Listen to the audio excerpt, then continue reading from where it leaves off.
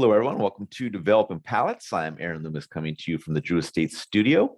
With me today is Jiunn, Lou, Seth, Geis, and now from the Villiger Cigar Studio in Canada, John McTavish. How you doing, John? I'm doing quite well from the Villiger, Canada. I don't know, Villiger Canadian, Villiger Great North. I don't know what to call it. We'll work on it. We'll workshop it. It's called Villiger International Studios. Villiger International Studios. There you And then go. I'll put on a British accent and people can make fun of me. That's right. The red though looks really good. I mean, the red really Does. it really Pops. makes me think of McTavish and Canadians. Yeah, it makes Power you look color. way whiter. And I didn't think that was possible because you need to put like one of those, those blue blocker glasses that they give old people. You need to put those on. Yeah. But that olive green shirt pops, man. It Yeah, pops. man. All right. So What are we today we're talking talking about about the Adventura, the Royal That's Return right. Queen's Pearls Lancero. Cigar is 7-inch by 40 ring gauge. Comes out of the Tabacalero William Ventura factory in the Dominican Republic. Wrapper and binder, both Ecuadorian, Connecticut. Filler is from the Dominican Republic, Ecuador, and Nicaragua. Price point is $15, and the cigar was released in November of 2021. So with all that out of the way, Jiunn, what was your overall experience like with the cigar? I didn't like it too much. First couple of thirds were average. Last third, I rated a subpar. But overall, I just thought it was a really. What I disliked the most about it was how dry it was. There was a lot of this like dry leathery finish, and just leather tones, like a lot of leather in general. But it's still very like, I guess more of that traditional Connecticut shade of like the hay cedar nuttiness kind of thing. But what it unfortunately did was lack sweetness, and it was just way too dry and leathery for me. All right, Seth, what did you think of it? I really enjoyed it. So I was getting nice cream notes, spices, earth, coffee, vanilla. Second third showed this like lemon curd quality, which was really nice. And it had like this tobacco-ness. And then the final third just was kind of showing more like dark chocolate, earth, cinnamon, spices, coffee bean, medium in strength and body. It's not a pretty cigar, but we can talk about that in the end. But a really good burn. Actually, wait a minute. Really good burn, but a funky draw. But that's kind of what I expect with this factory. All right, John, what were your thoughts? Throw some shade out at the end. It's unfortunate because I did the review and then went to TPE and I got one, from the man himself. And I was like, this isn't at all like the one I reviewed. So he's like, what do you think? I'm like, well, and I think I said, like, well, this is good. And what I meant is the one you gave me is good. The one that I reviewed that we purchased.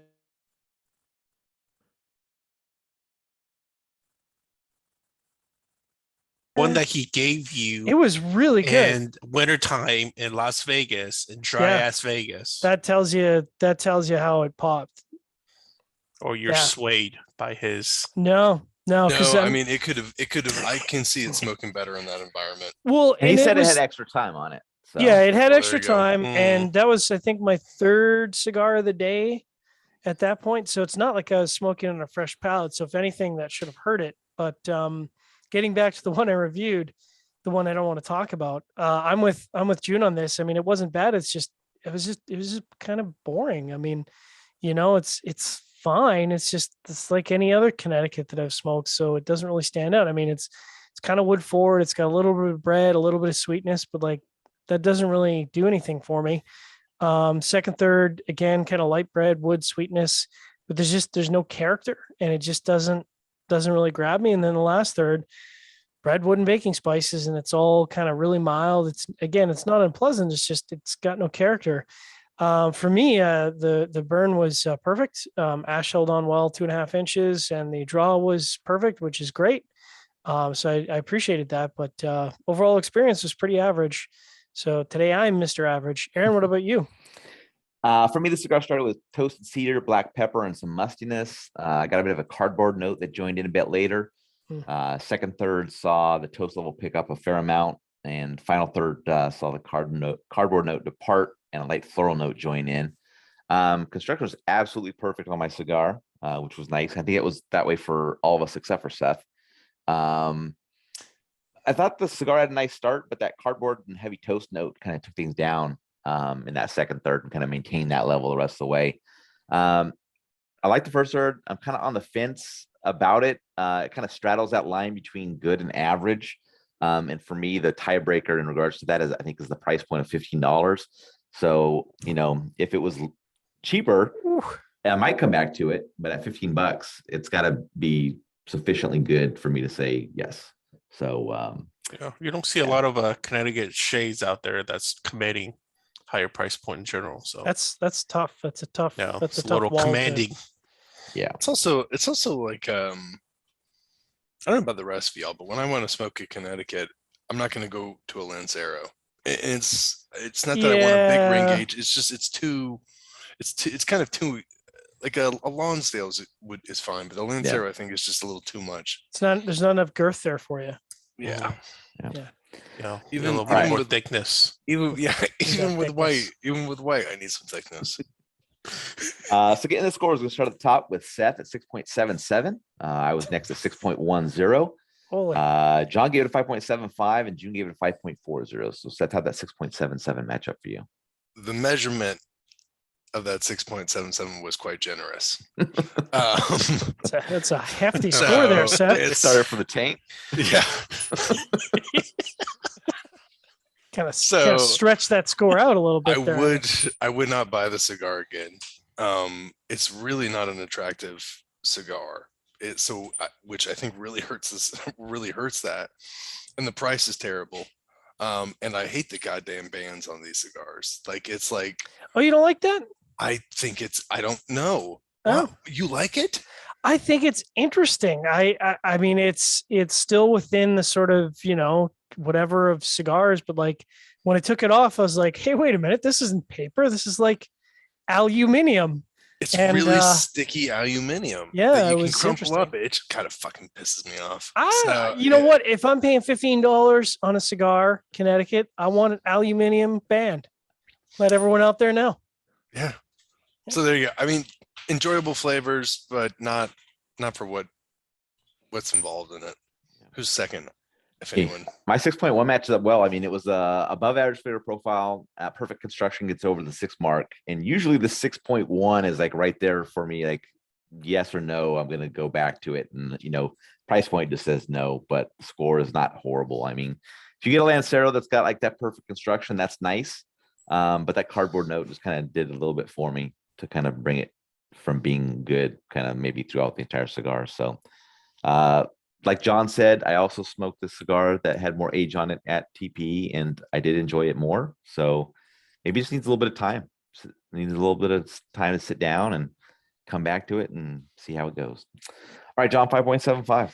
Yeah, for the one I reviewed, that matches up pretty well. And at 15, like everyone said, at $15, man, I mean, that's a tough nut for a Connecticut. And if it's a 5.75, that's going to be a no bueno for me. But the one I smoked in Vegas, that was getting into Seth territory. That was like a 6.5, 6.6, because I was like, this is pretty good. So I will smoke that one. But the one that I smoked for review, I was like, I'm not impressed. All right, you 5.4. It's not much data for me. Yeah, I liked it at least out of all you guys, obviously. By the way, what is the reference to the Royal Return Queen's Pearl? What is that reference to? I don't Royal Jack Return. Sparrow. It's a Jack Sparrow. I don't know enough about the Jack Sparrow pirate culture. like, what is it? I have no idea. I was like, what is it's a pirate. It's a pirate theme, I think. Yeah.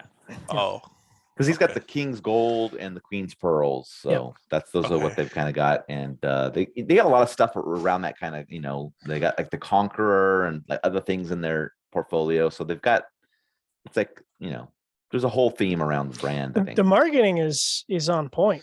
Yeah. And if you enjoy aluminium, then you'll appreciate the craftsmanship in the band. I wonder what the next one is. Like maybe the Prince's. There's the like Prince's Crown. There's the Prince. Yeah, the Princess Nutsack or no. Crown, probably. There's a Conquistador one. There's the one with like It's like That's a his black jewels? and white band, right, Aaron? Jewels. Yeah, Aaron I and don't- I are still I don't- staying focused to actually. Yeah, being I don't serious remember here, the by color way, which is combinations, pretty but there's impressed. there's the Conqueror. The Conqueror, Yeah, which is yeah. like that's like has like a black color band Yeah, or something like that. yeah. Like this is like you getting said, off I the think the rails. marketing's on point. It's just, Yeah, Yeah. but so maybe, maybe the story here is buy a box and then set it down for a couple of years and you'll be blown away. all right. That's a If you big, just- that's a big gamble off of what we were just reading. Smoke Cubans, years. go for You're this not is even another saying a one. couple This is months, how to you're get like, in the yeah, put it non-Cuban away for market. 10 We at years. Developing Palates do not guarantee that your That's a result bold will be statement. positive. Please do not send us an invoice. We will not pay it. All right, if you're just catching this video on YouTube, be sure to subscribe to us. But also check out the full written review on the website, developmentpalace.com. Follow us on social media channels, and you can catch all of our review recaps on podcasts. So iTunes, Google Play, and Podbean. Thank you for tuning in. Catch you on the next one. The Royal Jewels.